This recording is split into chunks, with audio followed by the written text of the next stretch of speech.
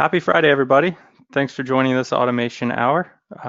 So for today, we've got some logistics to go over just so everyone's aware. This is your first automation hour. We'll have all lines are muted. You can post your questions if you have any throughout to the Salesforce Automation Hour Trailblazer community. We'll be checking that at the end.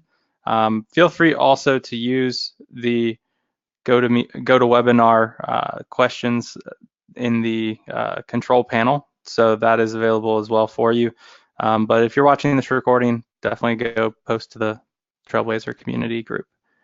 And we'll post this recording after. It'll be on our YouTube channel as well as our website. So resources down there at the bottom, we've got the Trailblazer community. If you're not a member already, please join, and you'll get notified whenever we make posts for the previous recordings, as well as when people have questions. And our website, automationhour.com, has links to all of our past recordings and what's coming next. So, upcoming sessions.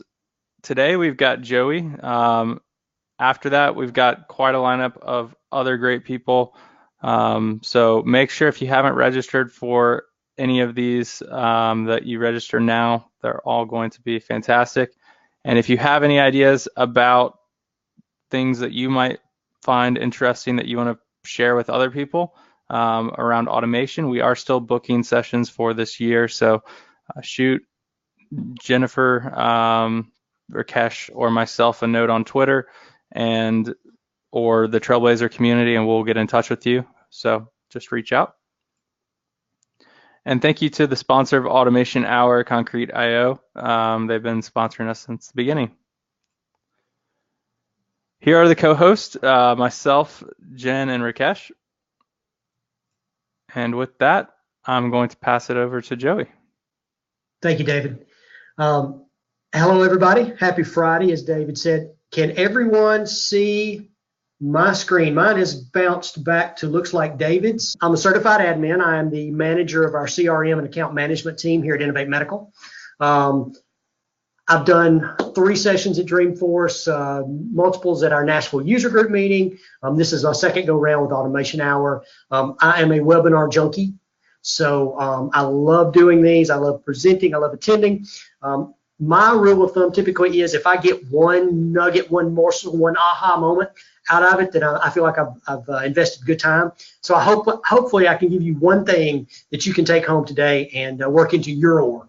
That's my Twitter handle. If you want to reach out to me there, if you want to touch base with me on LinkedIn, that's my LinkedIn profile. So without further ado, make sure your seat backs and tray tables are in upright locked position, and let's get this bird off the ground. So the title of my presentation is today, Flows Are My Friends. I dearly adore writing flows, and I'm always telling a friend of mine, Doug Ayers, he's a programmer here local in the Nashville area. I'm always saying, Doug, I want to program so bad, I want to code so bad, and he always says, you're so close, you were so close. And as I've started down that path on working into the Lightning Web components and the Apex coding, I'm starting to see the similarities and how it all plays together. So let's walk through the agenda. First, I want to talk about who is Innovate Medical, because I think that will help to flavor what we do and why we deployed the application in question. Secondly, what was the business case and how can it translate to multiple industries? So with any organization that has any sort of customer-facing on-site interactions, this type of application could be very valuable to them, whether it be installing, deliveries, any type of application like that. So what was our plan? And then what were the oops moments? Because that's really where I typically learn is the things that I mess up. And so I learn to do better on the next go round, or I learn more about functionality. So what were the oops moments we experienced? So first off, who is Innovate Medical? We sell fixed and mobile computer workstations for in-room documentation, primarily in the healthcare space. We do installation, service, support, and want to help our customers increase productivity and achieve better outcomes. And so what we're speaking to today is the group that installs the products you're looking at there. One is a what we call a wall station, the other a wall arm. And so this group installs these into in this case, a very large organization, about 30 hospitals, I believe it is, and we're doing over 2,000 installs, okay? And to make the process as easy as possible, I wanted to go mobile. And you will hear me say this numerous times today, but our field techs are very, very good at installing things and fixing things. They're not so good at navigation and data entry. So the more gray area, the more navigation I can take out, the better it is going to work in the field. So I had to make it as user-friendly as I possibly could, and we needed to touch the records as few times as possible. I mean, when we first started down this path, I would get spreadsheets galore. They worked on specific assets. They did these things. We would then have to match those up with the actual record IDs, pulling those out of the system, load the records back in, whether it be cases or work orders or whatever they were doing. Just made for a very cumbersome application. So we needed to touch these records as few times as possible. So what was the plan? So as I mentioned before, flows are my friend. So we built a flow to manage the process, and that's cake. I said it earlier, I love doing these things. I just dearly adore doing flows. So then I wanted to utilize the flow lookup component to streamline the process and lessen the data entry errors. Did I mention that my techs are not good at data entry? So let's make that as easy for them as possible. And I found the flow lookup component many months back, but then I realized we could leverage it, and I was very excited about that opportunity. And then I wanted to invoke this said flow from a global action. And when I got to the end of this, I'm like, so how hard can that be? Well, there were some hiccups, and we'll talk about that here in a minute. So in general, this is the flow we will be speaking to today. This is the actual live in production flow that's out there. So this is each of the nodes, and we'll talk through each of these. But I want to drill down a little bit first into what they call the toolbox. These are all the tools we have at our disposal. And the first one is the Elements tab, okay? In the Elements tab, the surface is on the left-hand column of the flow builder, of the flow, I can't remember the new name they've rebranded it under. But so you've got your logic assignments, your data, do I want to create, update records, what I want to do there, and any actions that I may be using. And so we'll be touching on each of those, sort of how they play and how we utilize them.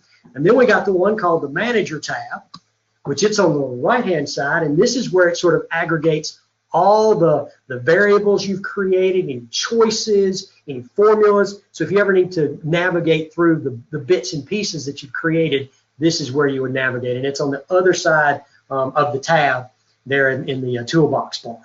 And then lastly, once you start throwing these things onto your palette, you've got what they call screen components.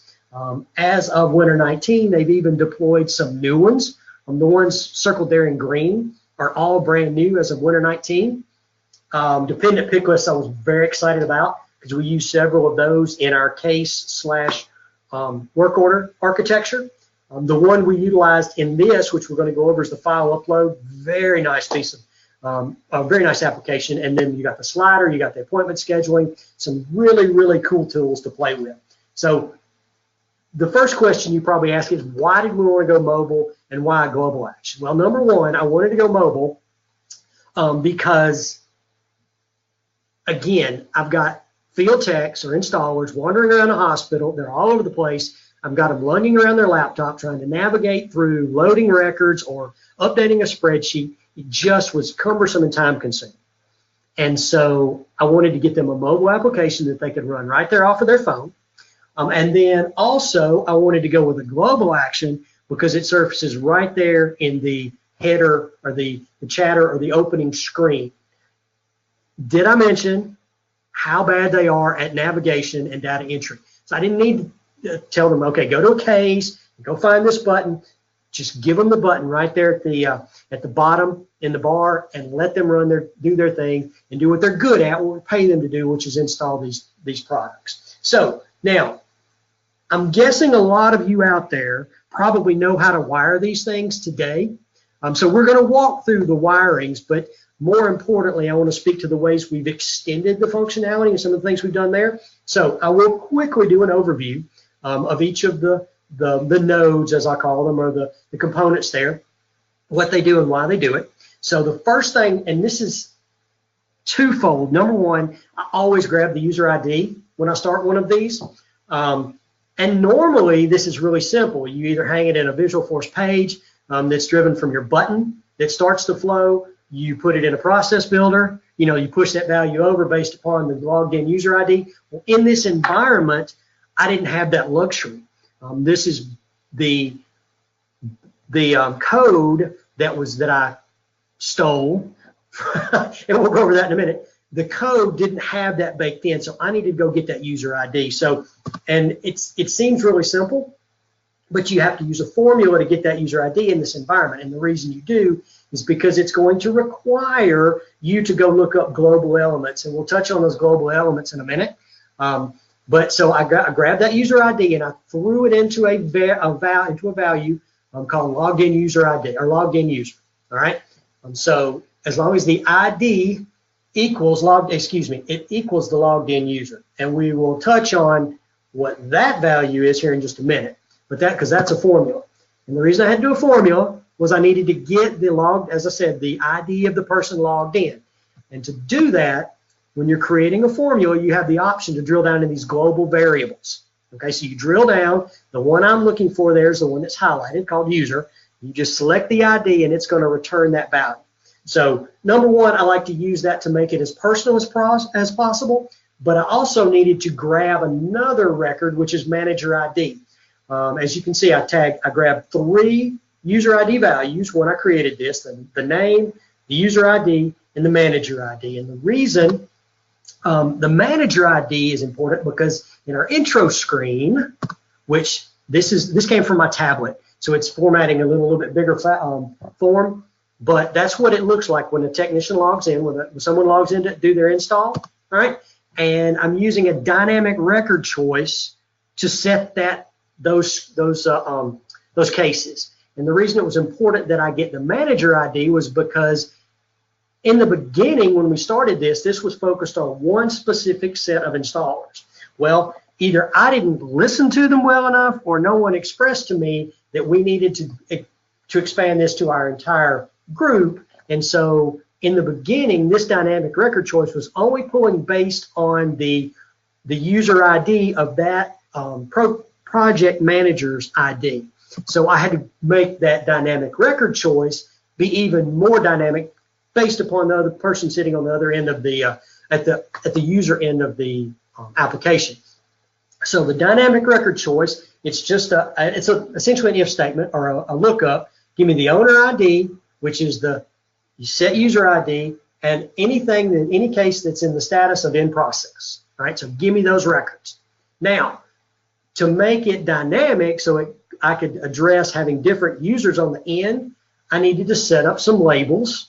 I set up a custom label based upon the project manager's ID. So if the manager ID equals that, let's use her cases. If not, then use the cases of the person sitting at the other end, just to make it so it would work for anybody in any environment. All right, so then I set that. Once you pick a case from the radio button list we saw earlier, we set that record ID.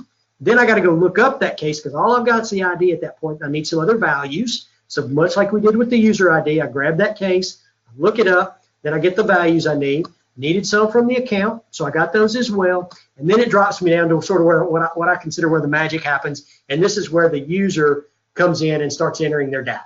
All right, so this is the screen, and we'll go through this in detail later. But this is the screen they see, and so we talked about earlier why lookup component. Well, because I wanted to make it as user-friendly as possible, so you got the type ahead functionality with the lookup components, so they can start, if they fat finger an entry, they'll quickly recognize that, hopefully, and they'll back up and they'll put in the right number, and it's going to pull the record over for them. And so when I first deployed this, and I want to give a big shout out to Alex Edelstein, and because I went out looking for this page today just to check some things. This page is formerly the unofficial flow page. It's now called SF Flows, I believe it is. If you search this out, you'll get directed to the new page. But it has some amazing functionality out there that you can utilize to extend flows that you may want to deploy in any number of different situations. However, when I loaded this, all of a sudden, I've got some assets that start with the string 315, and they just will not surface. Cannot for the life of me figure out why that was, and I was panicking because I had this live out there. My installers were using it, and it wasn't working for them. So, we'll back up.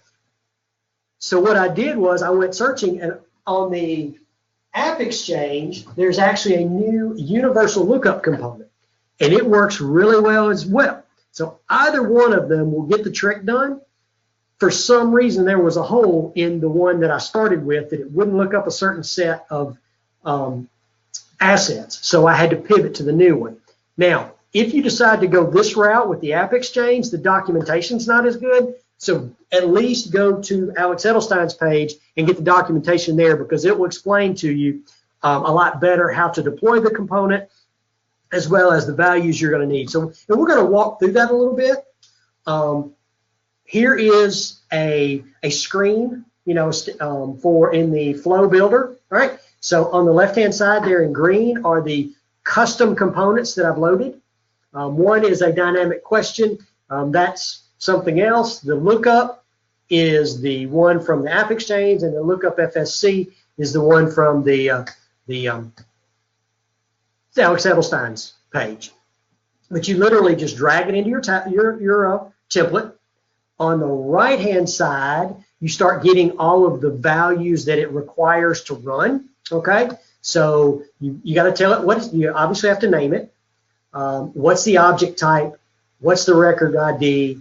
You want to, is it read only? You can set, is it required? You have to give it a label. What's the name of the field that's going to surface for the user? Here are some other lookup inputs.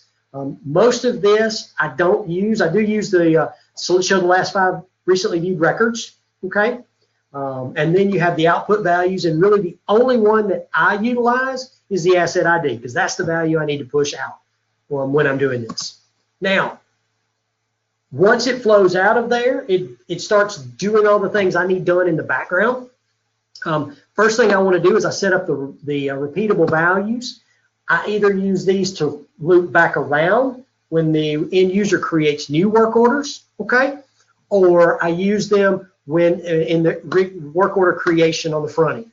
So the issue is assigned to its appropriate variable, and so you just assign the issue to the appropriate the field value to the appropriate variable when you're doing assignments in a component. Then in what I call section 2, so the one circled in red is a decision tree. We're going to loop back around to that one because that one also came from one of my oops moments.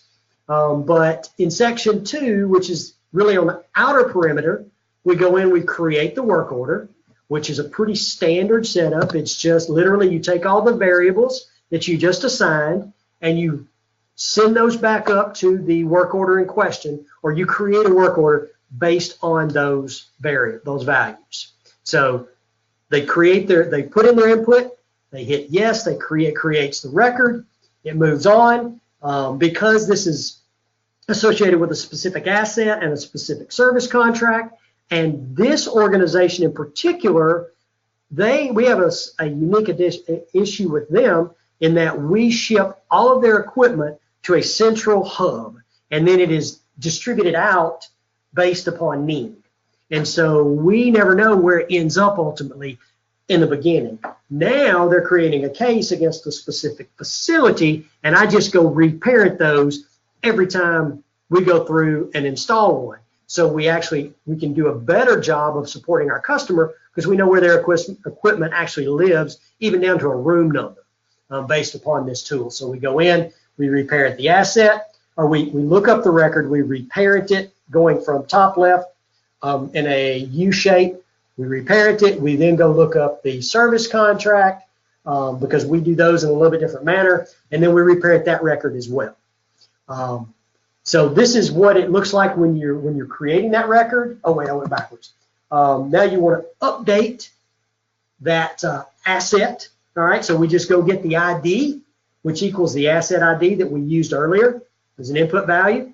Then we take the account ID that's associated with the case on the right-hand side, drive that to the field, which is account ID on the asset, so that we move that to the proper location. We do the exact same thing with the service contract associated with the asset. Then we do the add images, and this is a new piece of functionality. It is a very nice tool. It allows us to add multiple records. So if an installer takes 2 or 3 pictures, they can assign those right within here, straight from their phone. We'll go through that a little bit later. And then rinse, oh wait. So this is the add image. Sorry about that, I skipped through this. The one that to me is most important is allow multiple files, and we set that to true. So much like with the custom component that we surfaced, all of the values needed to run this component will surface in the right-hand column there. And again, each of these will be important to setting it up. I'm not going to get into a granular level of what they do, but the one to me that was most important was the allowing multiple files. So then we rinse and repeat. Do you want to do it again? They've installed three assets. I want to do all 3 work orders, or no, opt out, and it'll resurface back at the top, and they're ready next time they do another install. Later in the day they run another work order. So then I ended up with my first oops moment, and this was relatively early on in the build. All right. Many of you may have been well ahead of me on this, but I quickly realized that out of the box functionality will not allow you to surface a flow from a global quick action. Just won't do it. So, with a little Google hacking, and a big thanks to Jen Lee, she actually has on her blog a posting titled "Invoke Flow from Global Action." And I think this actually might have been the search string I used in Google, so it directed me straight to her page. Here's the header for that blog post. All right, has some great documentation. Here's the actual code. All right, you can literally copy and paste this right into your dev console and build your own component right there. I did find it interesting. This thing's probably 14 months old, I think, if I remember correctly. And it was obviously originally built as an Aura or a Lightning component. Whereas if it were built today, I'm sure it would have been built as a web component. And so I personally I'm looking forward to sort of reverse engineering this and see if I can recreate it, because that's sort of one of my objectives for the year, is to learn to write web components. So I just found that interesting. There's also a controller, and literally the only thing you need to put in this controller is the name of your flow. So you install the code, you install the controller, and you put the name in. Now, one thing that jumped up and bit me, and I'm sure that everybody out there listening will think, I can't believe you missed that.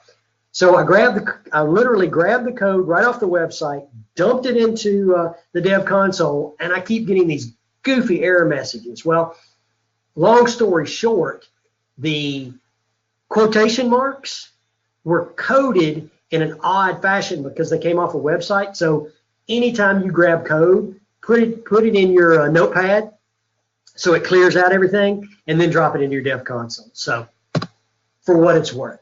And then you're asking, well, how do I get this thing to surface? If you've never created a global action, go into your setup, search global actions, create a new action.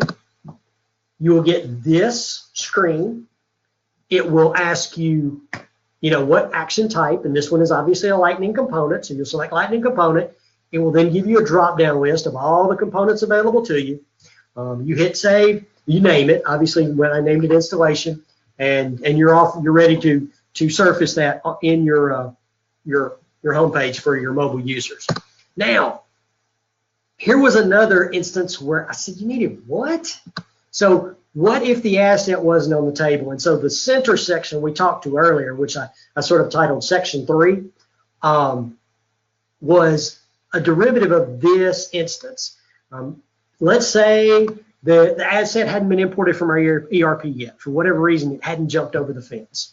It was an old asset that got missed in our original data import. It happens. We moved literally hundreds of thousands of lines of assets, and things got missed. I mean, you know how that is. Or more importantly, what if it's a non-innovate asset? Because later on in the process, I found out, oh, by the way, we're also going to be doing preventative maintenance on things that we didn't actually build. So that obviously is not going to be on my asset table. So I had to create a way so that when the techs were on site, the installers were on site, if they didn't have the asset, we could add it in a quick fashion. And that's why I told you there was this decision tree there at the top, the no asset on table. That's sort of what drives this, all right? And so what happens is, so when you create it, all right, and in the past, I've always set, anytime I set a text variable, I set the default value to global constant instant string. That's the way I started doing it. It's the way I always did it. Well, on the first component I loaded, Alex Edelstein's component, when I used that nomenclature in my variable, and I tried to tell the system, hey, if you're missing a value, then head down this other path, it wouldn't read it. Once I took that out, it worked fine. However, on the other equation, and the other component, I had to have it in there. So they have their own specific nuances. So you need to test those things when you're rolling them out. All right. So this is the global constant instant string I always use.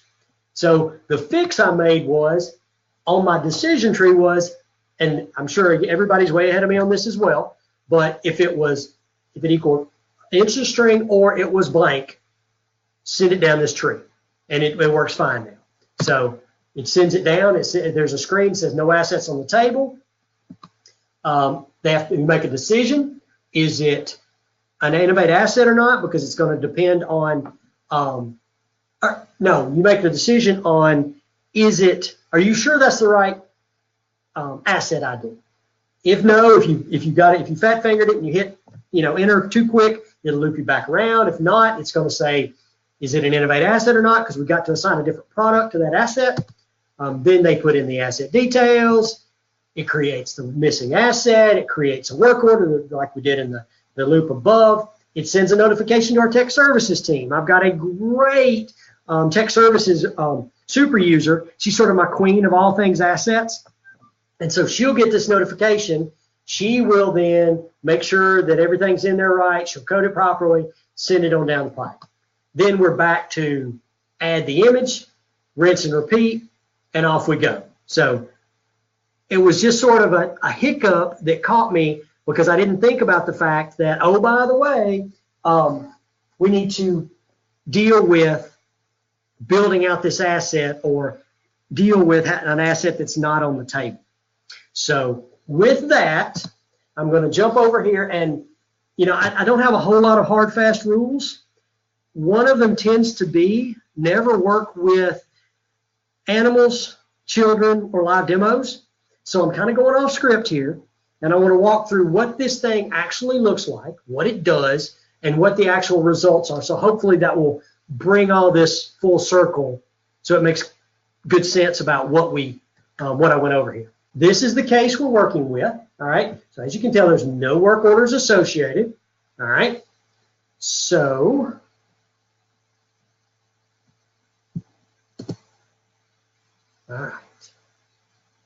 all right, it is working. Awesome. Okay, so as you can see down in the bottom corner there, the purple button. So if we click on that purple button, and it's a little small, you know what, I can do a full screen here, that'll help. There we go. So it addresses me by name. Hey Joey, this tool is designed to allow you to create multiple work orders. Pick the case in question, and that case is the only case in this org, all right, in my test org, that is assigned to me and is in process, all right? And so those were my limiting factors. If someone else were logged in here, they would get a different set of cases. So we select the radio button, we click next, All right, so now here's our installation page. So what's our asset? Now you can see I've been doing some testing here. So we're going to use test asset 1. What department is this in? This is in the ED or emergency. All right. What room number is it? It's room number 123. And then a couple of questions that were baked in by the install team. Did the customer install the track? Did the customer handle the cable management? Very innovate specific questions. When was it completed? This defaults to today, obviously. How long did it take them? Say it took them an hour. Closing comments, and I always throw a fit if I get this type of closing comment, but I'm going to, for expediency's sake, we'll do it here, and we're going to say it's done, and the status is complete. Now we hit next. It's working in the background. All right, so now we're to the upload files screen. So the work order has already been set on the record, all right? So we click the upload files. We go to our files. We pick our option. It uploads for you. And done. Now it's going to loop back around. You got the option to upload more. We just got one file. We click next. Now we're at the rinse and repeat part. Would you like to create more work orders? We're going to say yes. And this time, we're going to go back around and we're going to put in, this is test asset 3. See, it's coming up with no value. That's okay. We're going to keep rolling. This one's in the ED as well. What room number? This is room 234.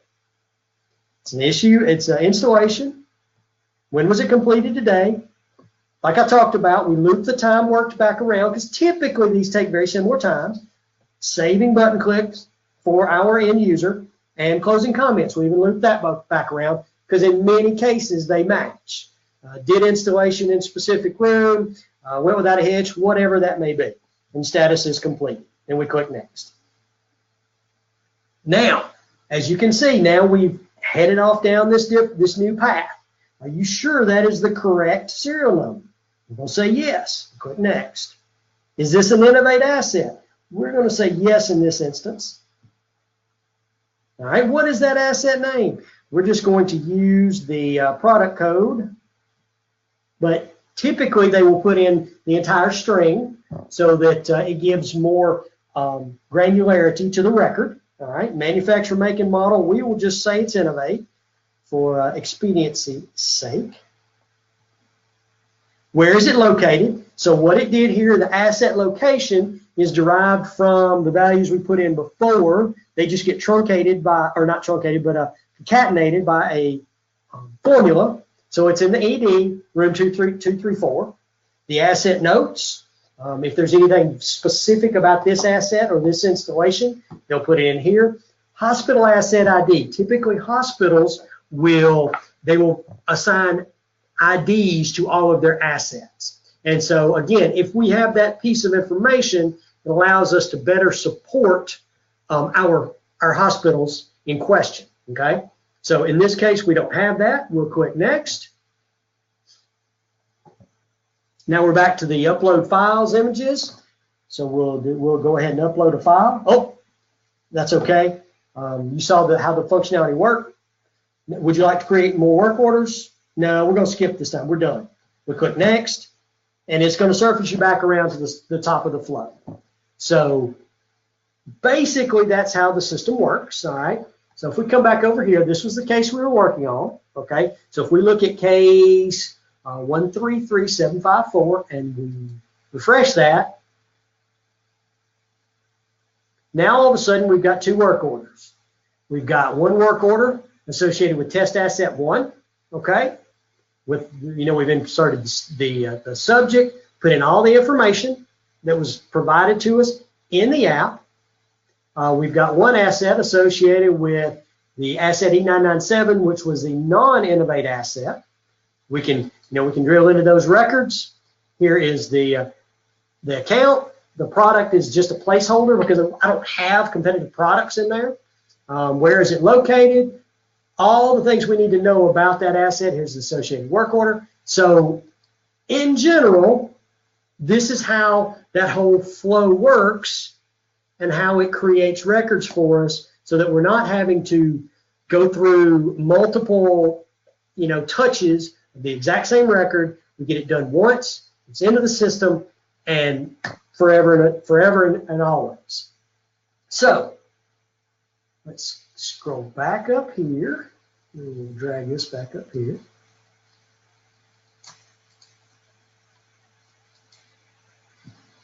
All right. Now, just a few things to remember that we've touched on today. Number one, always leverage custom components, custom labels or components, never a record ID. I've had my hand slapped numerous times, probably more by Jen than anybody else, over hard coding IDs. So I've finally broken myself of that habit, and it's quite liberating, honestly. It allows much more flexibility in your build, much more user friendliness. All right, so if you ever need to tweak anything, it's much easier to do instead of having to go redo your entire flow. This should go without saying, but I'm the world's worst. I've gotten myself to the point where I literally,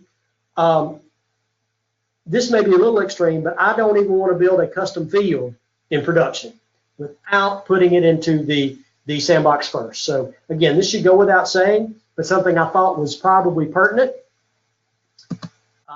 Measure twice, cut once. So this is obviously an old carpenter's adage, but ask the questions. Ask every crazy question you can think of, because your users will find a way to go off script that you have never thought of. And that leads into the next one, which is test, test, test. Now, we didn't touch on the debug feature. It lives within the palette. Okay, so if you want to debug your flow, it actually does a great job of, in the right-hand column, it'll show you all the variables that are being presented, all the changes that are being done behind the scenes. It is your friend. So you test, test, test, and test against every crazy permutation you can ever think of, because trust me, your users will think it up. They will. I've seen it happen 1,000 times. They will think up every crazy permutation. Find ways to extend your existing functionality. The lookup component. Again, check out that web page, that blog, because there are some great pieces of functionality that you can extend your flows with. And leverage the tools at your disposal. There are things that a lot of people don't even know they have access to. I mean, obviously you know about Trailhead. The Success community is a great source for information. Local user groups, I highly recommend. If you haven't presented at your local user group, go do it. It's well worth the effort, because you will learn things you never even thought of. A lot of people don't know that they have every Salesforce customer has a success manager or a success specialist designated to them. So go talk to your friendly sales rep and find out who that person is and leverage their resources, because there are all kinds of things at your fingertips that you either don't know about or you forget about that you could utilize on a daily basis. So, and with that, here is a list of the resources of the different things that we've talked about today. Here's a link to Jen's Invoke a Flow from a Global Action page, the Lookup flow screen component. And again, that one has chat. Now, I updated the unofficial Salesforce page below it, okay? Because that one had changed since I did this 2 months ago for our Nashville user group, right? The admin preview live was coming up when I did this, so I threw that in there, but you can always go back and check those videos out after the fact. Don't forget about Trailhead, the Success community, all these things you have at your disposal. And lastly, next month, Mark Ross will be presenting, and I am a huge Mark Ross fan. If you haven't seen Mark Ross speak or heard him speak, I highly recommend it. This is a session he did that I attended at Dreamforce this year. Great tips on building out flows. I hope it's not the same thing he's doing next month, and I've kind of spilled the beans, but it is a really, really, really good talk that I highly recommend you checking out. And with that, I would turn it back over to David and see if we have any questions that I can answer. Awesome. Thank you so much, Joey. That was fantastic. Yeah, we've got one person posted a comment as a question saying that was the best flow demonstration so far, and they've got plenty of use cases, so they're going to implement this in their own org. So that's awesome to hear. That's what I want to hear. I appreciate the input, and again, I'm hoping that I gave you one thing that you can take back and implement in your org today. All right, so we do have a question from one viewer, and they said, did I miss something? Thought the demo was supposed to talk about the data table component.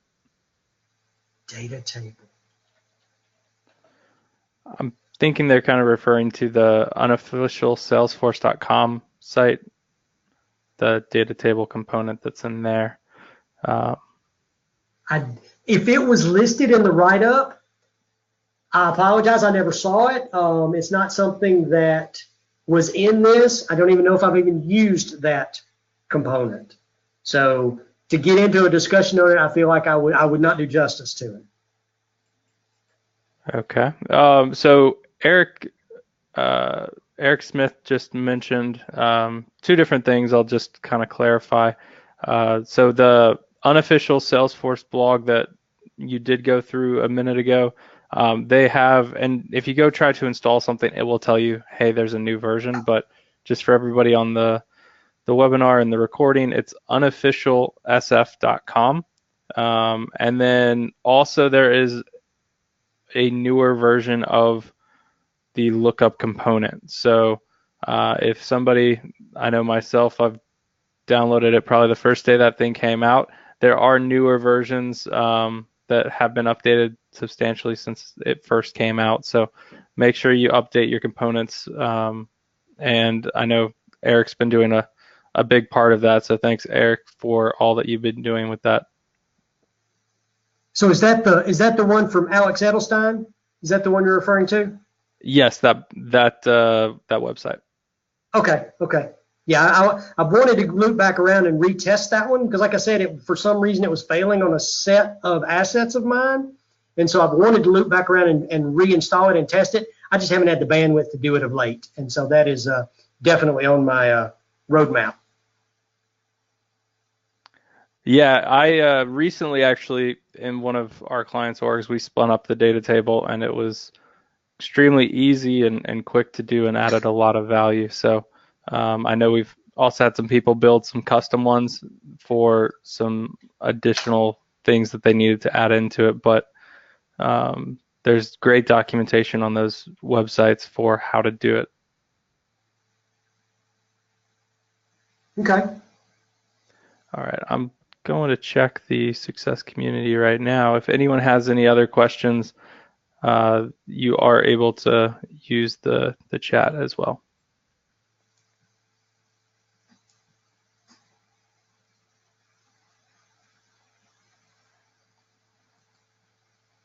So while we're waiting for me to get situated here, do you have anything that you're like looking forward to automate that you could tell us about? Any other business scenarios that you're really excited about throwing flow into, or process builder? Are you talking to me? Yes.